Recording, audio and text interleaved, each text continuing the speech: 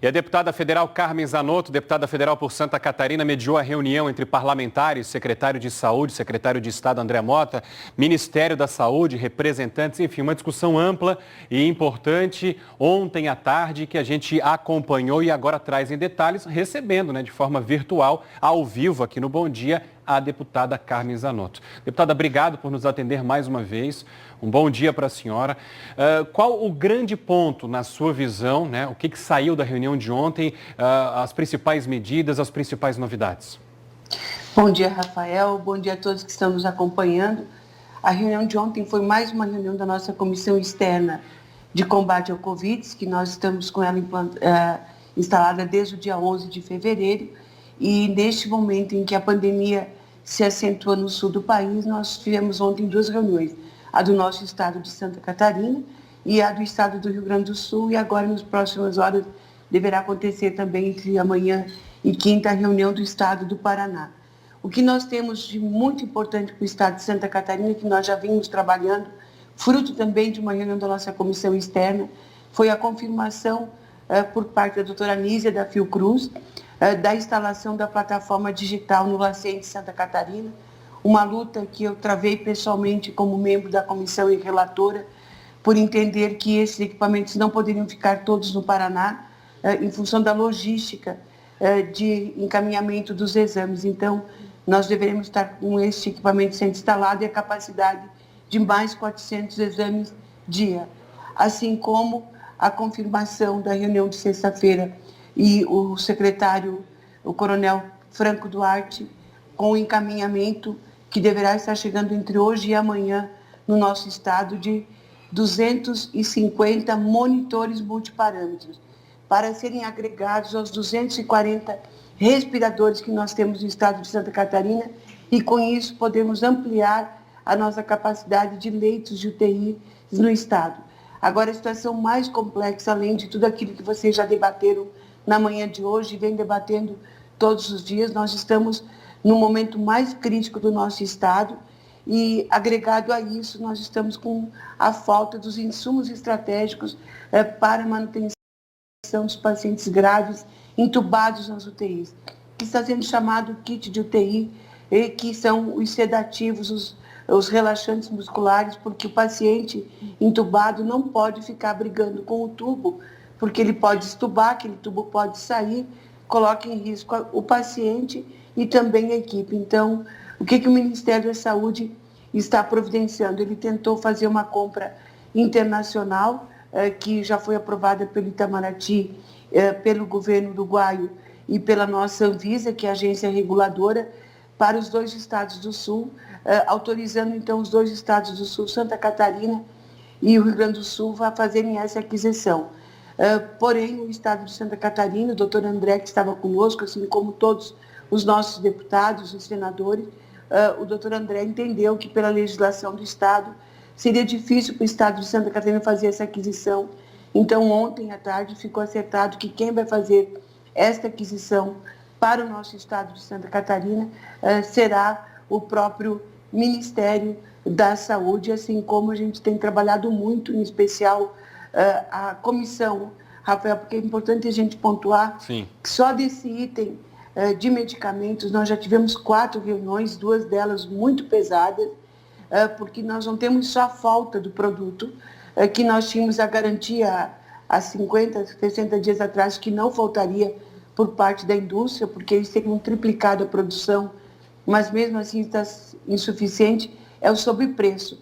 Para a gente ter ideia, nós temos alguns medicamentos, isso com notas fiscais comprovadas, um medicamento que no dia 11/3, a fentanila foi adquirida por R$ 3,75, no dia 19/6, R$ 33,90, a mesma apresentação. Então, o custo também para aquisição por parte dos hospitais filantrópicos e do serviço público explodiu, e a gente também está com a Anvisa fazendo todas as investigações necessárias, por isso que a gente pede que todos aqueles que forem fazer aquisição, se elas estiverem com sobrepreço, que comuniquem a Anvisa também, porque a gente não pode, num momento tão complexo desses, ficar enfrentando distribuidoras ou até mesmo algum setor produtivo, a indústria, com os estoques para pressionar a venda num preço mais elevado. Tudo que a gente não quer é isso. A gente quer o bem da indústria nacional, a gente quer o fortalecimento do setor produtivo nacional e dos nossos distribuidores, mas nós não vamos aceitar sobrepreço, e todo sobrepreço será, sim, informado combatido. A Anvisa e combatido. É inaceitável, hein, Eveline? O exemplo que a deputada trouxe, R$30 de diferença. Por exato, gente, claro que chama atenção. Exato, claro, essa informação que a deputada trouxe para a gente do sobrepreço chama muito a atenção. Mas um outro ponto, deputada, que também chamou a atenção nessa sua fala, acompanhamos, mostramos aqui no Bom Dia, inclusive, aquele seu vídeo, aquela sua fala lá na comissão, emocionada, quando a senhora falou sobre a falta, né, agora do que está sendo chamado desse kit de medicamentos, desses anestésicos para entubar os pacientes. Mas o que chamou a atenção é que essa compra agora, sendo feita através do Ministério da Saúde, ainda tendo que fazer licitação ou tomada de preço, a gente sabe a demora burocrática desse trâmite para ele acontecer. Nós não temos hoje, então, nenhum prazo para quando esses kits podem começar a chegar aqui no estado, ou existe já esse prazo? Eveline, esta é a nossa grande preocupação. O poder público, ele pode, numa situação de emergência, e nós aqui em Brasília, o Congresso Nacional abriu inúmeras exceções em função do momento que nós estamos vivendo. Pode sim ser feita uma compra direta. Eu compreendo que os gestores todos estão muito assustados com o que aconteceu, mas a gente precisa olhar para frente. A gente precisa compreender que se a indústria está fornecendo ou a distribuidora pelo preço máximo de venda ao governo, a gente pode fazer alguns chamamentos de registro de preço de 24 horas. Se nós aguardarmos todo o processo burocrático para uma licitação normal em momentos de pandemia, nós corremos o risco de perder vidas. Então, esse esforço que o Ministério da Saúde está fazendo, porque essas aquisições não são de competência do Ministério da Saúde, essas aquisições seriam de competência dos hospitais filantrópicos e das secretarias estaduais e municipais que tenham dentro do seu conjunto e do seu território hospitais que administram, como é o caso do estado de Santa Catarina. O Ministério está entrando para ajudar nessas aquisições, uma vez que os hospitais filantrópicos estão com dificuldades e o serviço público também. Por outro lado, o Ministério também está fazendo requisições do estoque da indústria ou da distribuidora que não esteja comprometido, porque a gente também não pode requisitar o estoque daqueles contratos que já estão firmados Sim. com os hospitais que já se organizaram e puderam comprar num preço adequado, vamos dizer assim. Deputada, já falamos isso várias vezes aqui no Bom Dia Santa Catarina, sempre reforçamos porque achamos que é importante. A senhora é da área, né? Tem a formação direta na área da saúde e muito provavelmente por isso, cada vez que toca nesse assunto, nesse momento complicado, até fica visivelmente emocionada, como aconteceu no vídeo lá, como a gente percebe da senhora também nesse momento. Qual é a avaliação que a senhora faz agora? Aí como deputada e também como alguém que entende demais da área da situação em Santa Catarina, de que forma o governo federal, na visão da senhora, está enxergando o que está acontecendo aqui e as estratégias de combate que estão sendo adotadas aqui, essa questão da cobrança em relação aos municípios, e aí os municípios não fazem, os prefeitos, será que o governo traz para ele de volta? Enfim, qual é a opinião da senhora?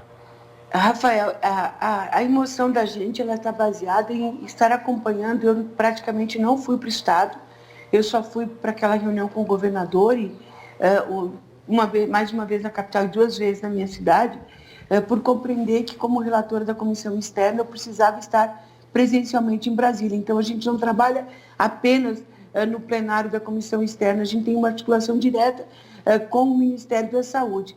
E tudo que a gente estava buscando é que, como o Brasil é um país continental, que no nosso estado a gente não vivesse aquilo que a gente viveu nos primeiros momentos, por exemplo, no estado do Amazonas, as pessoas indo a óbito no domicílio ou na porta de entrada dos hospitais por falta de estrutura.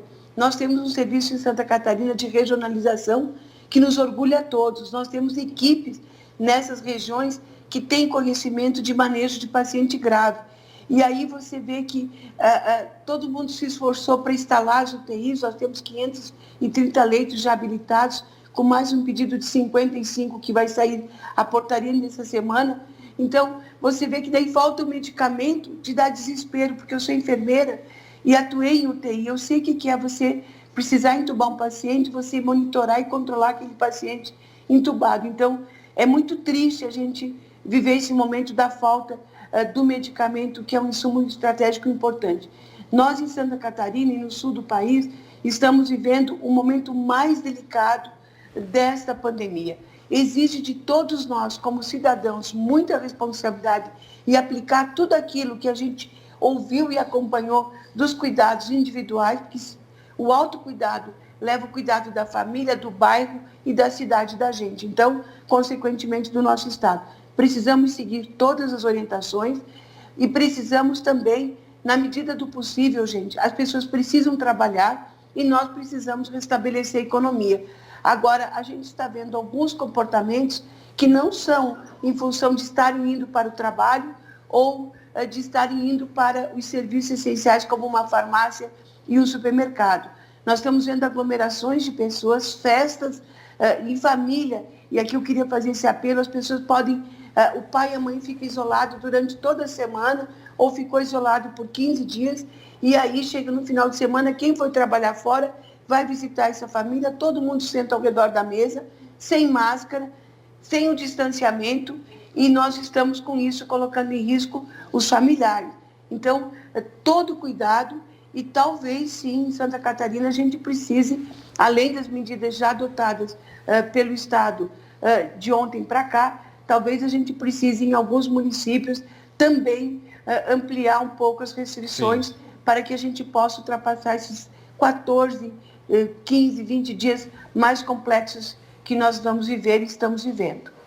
Deputada Carmen Zanotto é a coordenadora também, para quem não lembra, né, das ações de combate aí do governo federal no sul do país, né, então representa, né, essas discussões também em relação ao Paraná e ao Rio Grande do Sul. E aqui, claro, Bom Dia Santa Catarina, a gente trouxe esse recorte mais em relação ao estado.